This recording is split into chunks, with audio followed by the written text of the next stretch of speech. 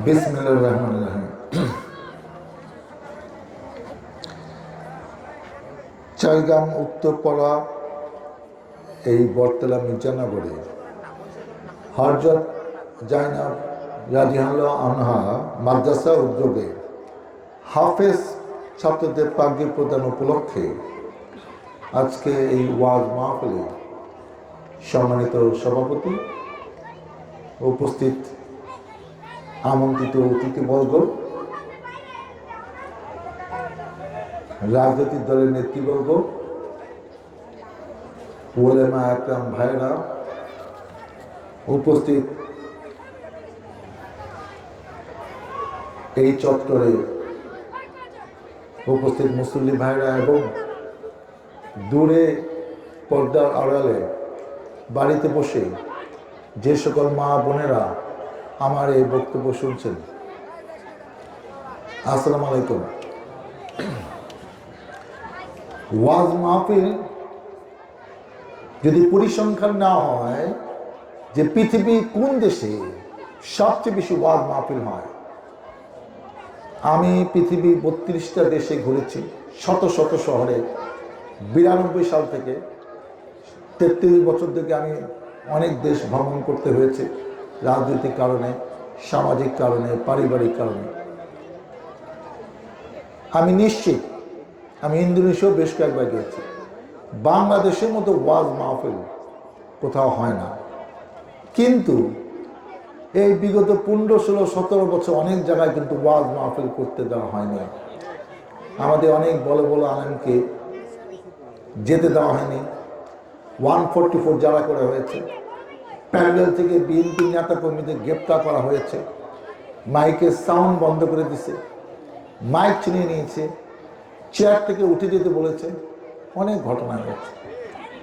এদেশে 90% লোক মুসলমান, 8% হিন্দু, বাকি বৌদ্ধ খ্রিস্টান। 90% যেখানে বাস করে সেই দেশে ওয়াজ মাহফিল হবে না তো কি হবে? কারণ যারা এইসব বাধা দিছে, দেখেন আল্লাহর তরফ থেকে তাদের উপর কি গজব নাজিল হয়েছে। এখন তারা দেশেই থাকতে পারছে না, পালে আছে, নাহলে যে কোনো দেশে তারা আপাতত আত্মরক্ষা করছে। ওয়াজ মাহফিল 2টা কারণে হয়।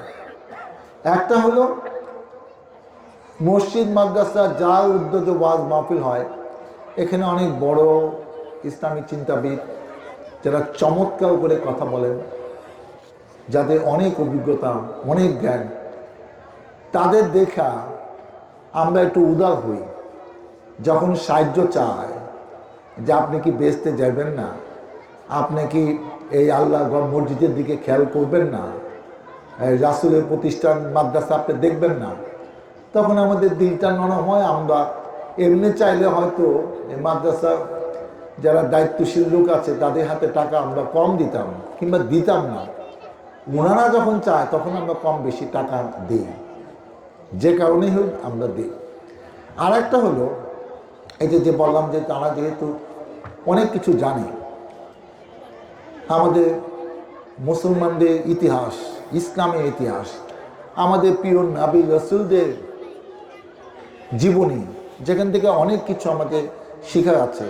আমাদের প্রিয় নবী হযরত মুহাম্মদ সাল্লাল্লাহু আলাইহি ওয়াসাল্লাম কীভাবে ইসলামকে আজকে হাঁটি হাঁটি পা পা করে আজকে এই জায়গায় এনেছে। একসময় স্পেন, এখন যেটা খ্রিস্টান রাষ্ট্র, 710 থেকে 1492 এটা মুসলিম রাষ্ট্র ছিল, এখন নাই। তো এইসব ইতিহাস জানতে হলেও তো ওনাদের মুখ থেকে শুনতে হবে। আমাদের ইসলামের 5টি স্তম্ভ, কলেমা, নামাজ, রোজা, হজ, যাকাত, এগুলো সম্বন্ধে জানতে হলে ওনাদের কাছ থেকেই শুনতে হবে। অন্য কেউ অত সুন্দর করে গুছিয়ে বলতে পারবে না। যেমন আমরা যে খামখেয়ালি করে নামাজ, 5 ওয়াক্ত নামাজ তো ওয়াক্তে পড়িই না, আমরা জানি না যে আমি যদি জামাতে নামাজ পড়ি 25 গুণ অথবা 27 গুণ সওয়াব হবে। আমরা অনেকে জানি না। আমরা পাশে বসে দেখলাম ও জামাতে নামাজ পড়লো, আমি দূর থেকে দেখলাম, আমি মোবাইলে কথা কইলাম, একটু পরে হয়তো আমি একাই নামাজ পড়লাম। অথচ বলা আছে, ধরেন ফজরের নামাজ সকালবেলা, আপনি আজান দিয়েছে, ঘুম থেকে উঠা আপনি বলেন না ঘুমটা বেশি, আমি যাব না। কিন্তু আপনার যদি মসজিদটা খুব কাছেই হয়, যেখানে আপনি হেঁটে যেতে পারেন, তাহলে আপনার যাওয়াটাই জায়েজ। কোন কোন ক্ষেত্রে যাওয়া যাবে না? বাসায় বিদ্যুৎ নাই, আপনি 50-60 বছরে একজন মানুষ, আপনার শরীর অত ভালো না, আপনি একা চলাচল করতে পারেন, আপনার সাথে একজন অ্যাসিস্ট্যান্ট লাগে, ওই অ্যাসিস্ট্যান্ট সকালবেলা নাই। কিংবা এমন একটা ঘটনা যে আওয়ামী দেশে যেটা হয়েছে, যে আপনি যদি নামাজ পড়তে যান, ডিবি পুলিশ কেউ যদি দেখে আপনাকে গ্রেপ্তার করতে পারে, জীবন রক্ষা তো অনেক গুরুত্বপূর্ণ। এইসব ক্ষেত্রে যে লিফট বন্ধ, সিঁড়ি দিয়ে নামতে পারবেন না পাঁচতলা, এইসব বিশেষ বিশেষ কারণ ছাড়া আপনি জামাতে শরীক হলেন না, এটা জায়েজ হইল না। আমি হজ করেছি, হেরাম শরীফ মক্কা, যেখানে 30 লক্ষ লোক অ্যাট এ টাইম, কখনো অনেকে বলে 35 লক্ষ টাইম অ্যাট এ টাইম নামাজ পড়তে পারে। ওইখানে যদি যাদের সাধ্য আছে, যদি কখনো যান, প্রতি রাকাতের জন্য 1 লক্ষ গুণ সওয়াব। যাদের সাধ্য আছে, যারা হজ করতে যান, এই সুযোগ কিন্তু আপনারা কোনোদিন মিস করেন না। আরও ব্যাপার কি, ধরেন আমাদের ইসলামে কিছু বিধান আছে, কি সেটা, আপনি 10 দিন 12 দিন 15 দিনের নিচে, আপনি ধরেন কক্সবাজার একটা ব্যবসায়িক উদ্দেশ্যে 7 দিনের জন্য গেলেন, আপনাকে নিয়ম করে দেওয়া হয়েছে যে তখন ব্যবসায়িক কাজে ব্যস্ত থাকবেন, আপনি তখন আপনার নামাজগুলো কিন্তু কসর নামাজ হিসাবে আপনি পড়তে পারেন। কসর নামাজের বৈশিষ্ট্য কি, এই যে 4 রাকাত জোহরের নামাজ, আসরের নামাজ, এশার নামাজ, 4 রাকাত 4 রাকাত, এগুলো কিন্তু ফরজ নামাজগুলো 2 রাকাত 2 রাকাত করে পড়লে এটা জায়েজ, এবং এটাই পড়তে হবে। কেউ যদি খামখেলি করে যে না আমার তো সময় আছে, আমি রুমিকে একা একা 4 রাকাত পড়লাম, অনেক হুজুর বলে এটা গুনাহ হবে, অনেক হুজুর বলে এটা জায়েজ হবে না, এটা আপনি করেন না। কিন্তু আপনি যদি সুন্নত রাকাত পড়েন, যে জোহরের আগে 4 রাকাত সুন্নত, ওইটা যদি আপনি পড়তে চান, তাহলে কিন্তু 4 রাকাতই পড়বে, ওইটা আপনি কিন্তু কসর হিসাবে নেওয়া যাবে না। আবার মাগরিবের নামাজ কিন্তু 3 রাকাতে অর্ধেক 1.5 রাকাত, ওইটা করা যাবে না, ওইটা 3 রাকাতই পড়তে হবে। ফজরের নামাজ কিন্তু 2 রাকাতই করতে হবে, 2 রাকাতের নিচে হবে না। এখন আপনারা যে আমরা খামখেয়ালি করে রাখ কসর টসর, আমার সময় আছে, আমি এগুলো মানি না, না, ইসলামের বিধান আপনার মানতে হবে, নাহলে গুনাহ হবে। আজকে দেখেন, এই যে এখন এখানে যারা আসেন, তারা এইসব কথা আমার মুখ দিয়ে বললে তো আপনি বিশ্বাস করবেন না, ওনারা যখন বলবে তখন মনে হবে যে না, হুজুর কইছে, এইটা মানতে হবে। এবং এই অনুষ্ঠান প্রধান বক্তার শেষে কিন্তু উনি একটা দোয়া করেন। দোয়াটা কেন? আল্লাহর কাছে কান্নাকাটি করেন যে আমাদের ভুল ভ্রান্তি হয়েছে, আমি যেন আগামীকাল থেকে 5 ওয়াক্তের নামাজ ওয়াক্ত ওয়াক্তে পড়ি, জামাতের সাথে পড়ি, এই নিয়োগগুলো করে। আমি 2-4 জনের খবর জানি যে ওয়াজ শুই না, সে এখন নিয়মিত 5 ওয়াক্তের নামাজ পড়ে, জামাতেই পড়ে। এখন এরকম একটা মসজিদ থেকে যদি 5 জন 2 জনও যদি একটু ভালো হয়, এইটাই বা কম কি? আমরা তো ভালো শিক্ষা দিতে পারি না। এক সময় ছিল শিক্ষিত মানুষ মানে ভালো মানুষ, এখন শিক্ষিত মানুষ কিন্তু ভালো মানুষ আমি অন্তত বিশ্বাস করি না। আমি অনেক MA পাস BA পাস জানি, অনেক ডাক্তার ইঞ্জিনিয়ার জানি, ওদের মতো অমানুষ কেন বাংলাদেশে আছে, কেন ওদের চাকরি দিছে, কেন বাংলাদেশ এখন টিকে আছে আমি জানি না। যাদের কাজ হলো সকাল থেকে সন্ধ্যা পর্যন্ত মানুষের ক্ষতি করা। এখন এইসব মানুষের বিচার তো আমার দায়িত্ব না, আল্লাহ নিশ্চয়ই যে যেরকম করবে তার বিচার সেরকমই হবে। অন্য একটা, এবং অনেকে কান্নাকাটি করেন এবং নিয়ত করে বাড়িতে যান, এবং এইটা প্রত্যেক মানুষের দরকার আছে। আমি কিন্তু আমার ভুল বুঝি, হয়তো আপনাদের সামনে স্বীকার করি না। আমি যখন 3 বার জেলখানায় ছিলাম, এখনও আমার নামে 53টি মামলা, ওই জেলের বিষয়ে কিন্তু আমরাও কান্নাকাটি করি। ভুল ছাড়া কি মানুষ, শয়তানের ভুল হয় না, মানুষের তো ভুল হবে। তো আমরা চেষ্টা করি যাতে ভবিষ্যতে আর ভুল না হয়। বয়সের সাথে সাথে কিছু শিক্ষা হয়, আবার কিছু তো এখানে তো ওই জেলখানা তো সব বড় বড় নেতা, এই দেলোয়ার হোসেন সাইদি, নিজামী, এদের সবার সাথে আমার জেল খাটার সুযোগ আছে। তো এদের কাছ থেকে অনেক কিছু শিখছি ও জানছি। এই যে দেখেন আজকে হাফেজ ছাত্রদের পাগড়ি প্রদান অনুষ্ঠান, এইটা হলো যারা কোরআনে হাফেজ হয়েছে, 30 পারা কোরআন, 114টি সূরা, এদেরকে আনুষ্ঠানিকভাবে স্বীকৃতি দেওয়া, এই ছোট ছোট বাচ্চারা। কিন্তু এইটা কিন্তু এমনি এমনি হয় না। এক সময় ধরেন 1000-1500 বছর আগে ইউরোপে অনেক দেশে যাতে বিভিন্ন জায়গায় মাসে মাসে কিছু কিছু করে খ্রিস্টান মুসলমান হওয়া শুরু করলো, তখন এই খ্রিস্টানরা কিছু চক্রান্ত শুরু করলো। কি চক্রান্ত? ধরেন একটা দেশে একটা কি দুইটা মসজিদ আছে, আপনি মসজিদে নামাজ পড়তে গেলেন, 5-7 জন খ্রিস্টান এসে আপনার 5-7টা 10টা জুতা 15টা জুতা নিয়ে গেল। আচ্ছা গেল, যার ইমাম অনেক শক্ত সে জুতা টুতা পাত্তা দিবে না, কিন্তু দুর্বল ইমামের লোকও তো আছে। আবার সামনের শুক্রবারে দেখলো যে তার জুতাটা আবার গেছে, ওই লোক কিন্তু তৃতীয় শুক্রবার মসজিদে নাও যাইতে পারে। তো যে আচ্ছা 4 রাকাত জোহরের নামাজ বাসায় পড়ি। তো এইভাবে জুতা চুরি করতে করতে অনেক জায়গায় কিন্তু ইসলামকে অনেক বাধাগ্রস্ত করছে।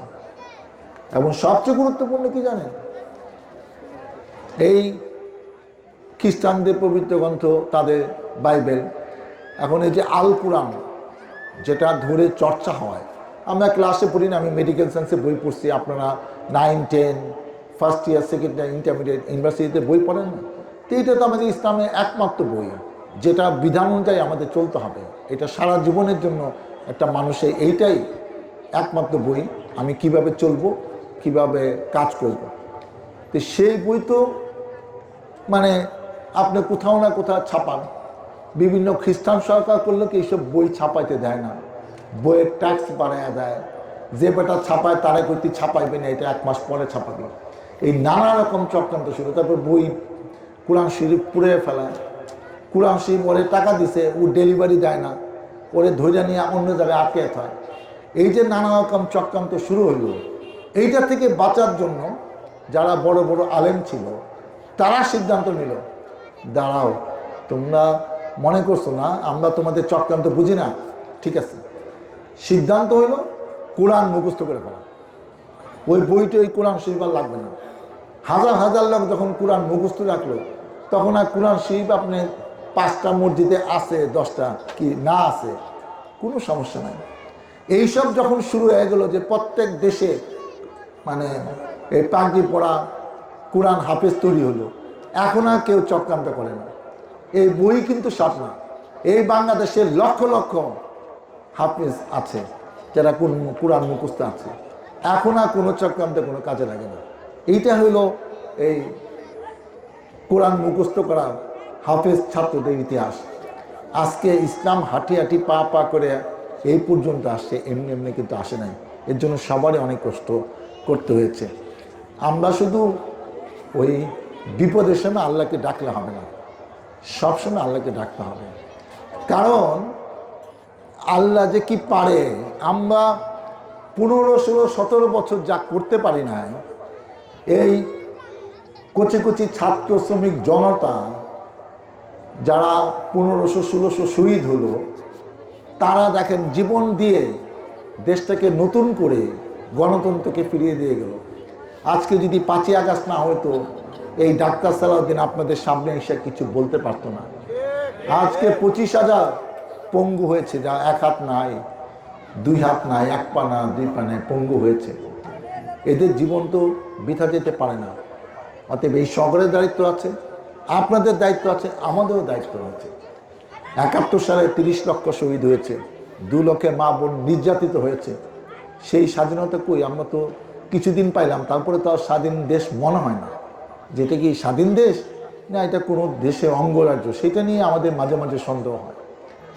তো এইবার আমার মনে হয় আমরা একটা স্বাধীন দেশ পাইছি, এবং স্বাধীনভাবেই যেন এটা চলতে পারে, এর জন্য সবারই কিন্তু আমাদের দায়িত্ব পালন করতে হবে। পরিশেষে সে যেটার জন্য আজকে আসছি সেটা একটু বলি।